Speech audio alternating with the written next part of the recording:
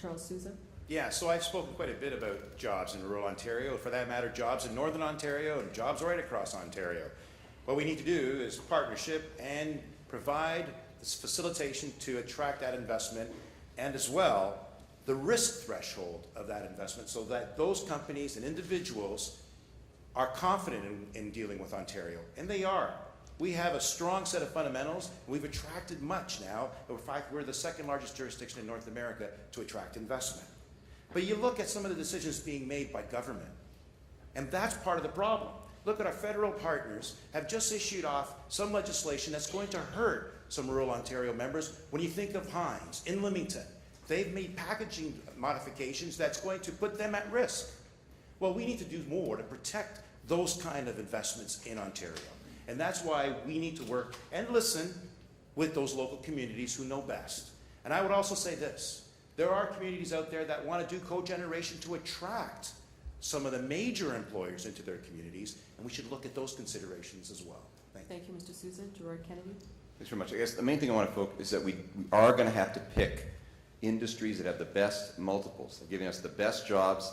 We want the head offices. We don't want just the offshoot plants. And to do that, we're going to have to make some choices. Like the president of OpenText has said to the federal government about the research money, we need to put it, and I think, in food processing. I think there is something in biofuels that requires us to be there as well. And then we need to wrap around with a lot of the ideas that you've heard here, which is, whether it is access to energy, access to certain kinds of local infrastructure, and so on.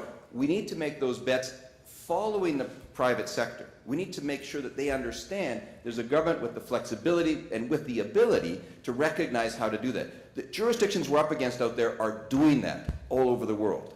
And Ontario, I think, has got a tax regime now. We don't need to work more in the general tax regime. It's more how it's going to be focused in a way that will actually generate the jobs that our kids are going to have the same chances that we do.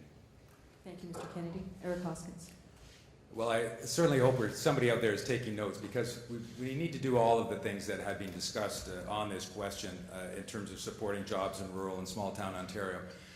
I said earlier about meeting with the mayors of Tillsonburg and Simcoe, and their comment that even 3 or 5 jobs are important to those smaller jurisdictions. And so that's why I've committed to, with both the Southwestern Ontario Economic Development Fund and the Eastern Ontario Fund, to making the threshold is set too high for those to be able to be eligible. They have to create too many jobs. So I would lower that threshold and put additional funds aside, so that even creating 2 or 3 or 4 jobs, that's important in the rural Ontario where I grew up, and I would certainly support that. We need to bring broadband and high-speed internet throughout Ontario. I committed to that in my strategy that I released yesterday. And I also mentioned earlier that 80% of our young people who leave for higher education, who leave our small towns in rural Ontario, don't come back. We need to create the conditions so they want to come back, and there are jobs for them to come back to, through tax incentives, through supporting their entrepreneurism, to making sure that the infrastructure supports them.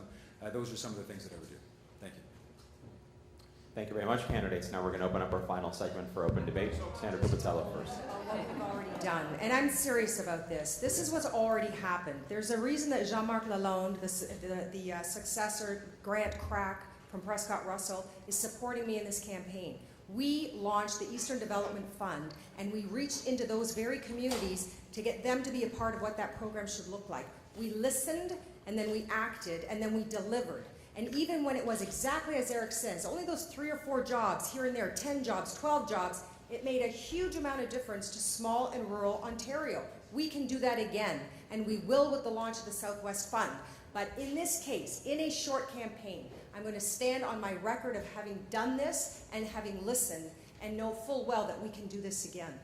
You're going to Kathleen and then Charles. So I want to talk about another aspect of this, and it's actually there's an article in the Star today about the jobs or the lack of jobs that young people are finding. And one of the mismatches, I think, is that we have jobs available, but we don't necessarily have, in every case, kids with the skills or young people with the skills, or people who are coming back into the workforce with the skills to fill those jobs. So I would like to see us be much more intentional about an internship program, some opportunities for young people, and as I say, people who may have been at work but want to change their jobs, to find a way to expose themselves to be part of a range of different career paths, to have an opportunity to experience different industries. And I think it's a gap in our education system. I mean, I think our education system is fantastic, but there is a need, I think, for more of that opportunity for hands-on. We started with the specialist high skills majors, but there's more to be done in the real world, and that means working with business to create those opportunities, because government won't be able to create all those. Business needs to work with us and labor to create those opportunities for young people. Thanks very much. Charles Sousa. So we are doing quite a bit with our regional development funds, and I suggest we have to do a bit more in terms of accessing it easier for our small businesses. But I also want to consider this. We have had at risk, more recently, our economy because of our trading partners' situation. We got to go beyond the United States in order to look for trade. I know that in Europe and in Asia, we've done quite a bit. We can do more, however, I say, in South America. Consider Brazil. They're investing tremendously in infrastructure and post-secondary. Two things that we do very well in Ontario. We have an opportunity to provide greater trade facilitations, branding Ontario product, and having that trade with Brazil. And we do have a skills gap. As Minister of Citizenship and Immigration, I'm always being told in Sudbury, for example, they got 4,000 opportunities for individuals with certain skills in the mining sector. Well, we can do that here. We can facilitate and train our very own to have more success in the workplace. So I would say to you, we have to, and we can, because we have untapped potential here to do a lot more and a lot better by working together and expanding our trading partners going forward. Thanks very much. Glenn Murray. Yeah, here again, I'll disagree with most of my colleagues. We don't want to be in the business of picking winners. Please find me a government that got in the business of picking which companies. I have some difficulty with our regional funds, that our regional politicians and folks and bureaucrats are supposed to pick winners. Wrong. Doesn't work. Change the tax system to attract capital. Change your immigration and settlement policy so it's easy for South Asians and Chinese in the population to move outside our big cities and see rural Ontario as a place to raise their family, because it's amazing. We're doing the Learn North project right now with colleges, where we send all kinds of young folks up to northern communities where they've never been before. Often they're sometimes the first Punjabi or Hindu that's ever showed up in town, and they're loving it. But they need critical mass there, and they need local cultural strategies to welcome them, because those people graduate and they don't look for jobs, they create jobs, and they need the capital to do it. Change the tax system, change the education system. Help this next generation of young people see as much hope and opportunity in rural Ontario, which involves all kinds of things like human rights and celebration of diversity. Find great places for people to retire there, because they're great retirement communities. And let's just be smarter. We don't pick winners. We create the conditions for people to win. And that's, again, where I'm different than most of my colleagues. Thanks very much. Gerard Kennedy. Let's see if I can give Glenn a little company. I basically agree that we should be picking only broad sections and creating the conditions. And we also can't say trust us. We simply have to understand there's an insecurity out there. We're not responsible for it, but we do have to acknowledge it, and people have to see that we're determined to do more and better things. So that investment gap that is talked about, we are fire sailing our best ideas. We educate people, some of them have their ideas, they get patented, and then we have reams of Americans come in here and buy them off while the companies are still too small to generate the good jobs in all kinds of communities of all different sizes. That's where we have to make sure that the tax system and the incentives work. We need bridges to these other markets. You know, there's a lot of signed memorandums, and they end up being a little bit like tourism, going back and forth, small companies, sometimes discouraged and sometimes not knowing what happens, and yet we have these huge linking populations. We should be able to create a bridge that all medium-sized institutions and companies can be on. It's not just about trade like for the Americans. We can offer respect, a relationship with the Indias and the Vietnams and so on in the world, because we have the people here to guide us in terms of how that can be done genuinely and save our people money, but also expand those markets. Thanks very much. Eric Hoskins. Well, I suspect more than a few of you in the audience have sons or daughters in their 20s who are somewhat uncomfortably living in your basement at home. And I want to talk about one of my top priorities, which is youth. And it's a crisis in this province. The youth unemployment rate in this province, when you include, so youth under the age of 25, include those who have given up finding work, the unemployment rate is 19.5%. If you're over 25, the unemployment rate is 6.5%. So that's a crisis. And so we have the best education system in the English-speaking world. We have the highest level of participation in post-secondary education. Yet we are failing, as a province, our young people, because after their hard effort and their parents' investment of tens of thousands of dollars, we're unable to provide them with secure, well-paying, stable jobs. And we need to. And it's a responsibility that we all bear. It's a commitment that I've made to be one of my top priorities in jobs in the economy. Because when our young people benefit, we all do. It drives the engine of the economy.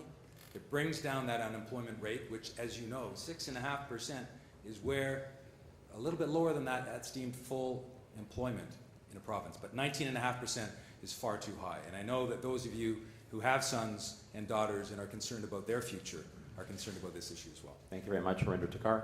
Yeah, thank you. I actually agree with Eric that we need to do something to address the issue of the unemployment in our youth. But how do you do that? In my view, you can only do that by expanding small businesses. And when I was a Minister of Small Business, I had the opportunity to go and visit a lot of small businesses. And we have tremendous strength in those small businesses. They are very innovative, but we want to make them grow. And we can make them grow by giving them a little bit of assistance so that their product can be showcased in the world. But more importantly, we have people in this province who come from all over the world. And those could be our ambassadors to open the markets in those countries. So that's one point. And the second is the immigration system should actually work for the business people. They should be able to get people when they need it and what kind of the people they need it. Not 1 year later, 2 years later, or 3 years later. They need it now, then we should be able to get those people in here to help the businesses to grow, succeed, and create jobs in this province. Thanks very much.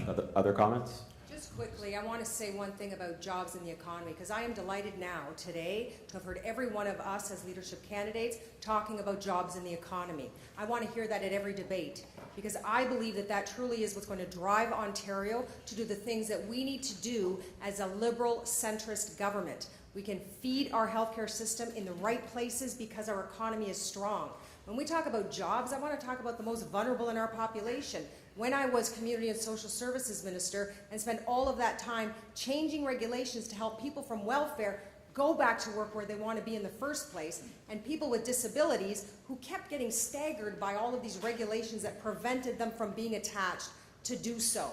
So it really is about jobs in the economy, but across every spectrum of our communities, not just those in the job and worried, but those that want to get back into the workforce. And I think we can do that, and we have a lot of history to stand on to take that next step and do more. Thank you, Gerard. Thanks, Senator. I want to put a little emphasis behind two of those points. Harinder's saying about immigration. We get 1,000 people we get to pick to come in to help our businesses, and Manitoba gets 10,000. It's fundamentally wrong that we can't be in the position of assisting our businesses in that direct fashion. When we talk about how we should have our goals and talk about jobs, let's not forget opportunities that really are broad and fair. You know, we need to stop talking about social programs and talk about potential programs. 80% of disabled people now have significant education. We need to be incenting our businesses to be able to adapt the workplaces for them, not out of anything but the fact that it's good for those businesses. But there needs to be some leadership there. It's taken too long. And in this particular economy, I know it's tough for everybody, and we need to be there with the middle class and everyone who's been stagnant, but we are liberals and we don't leave people behind.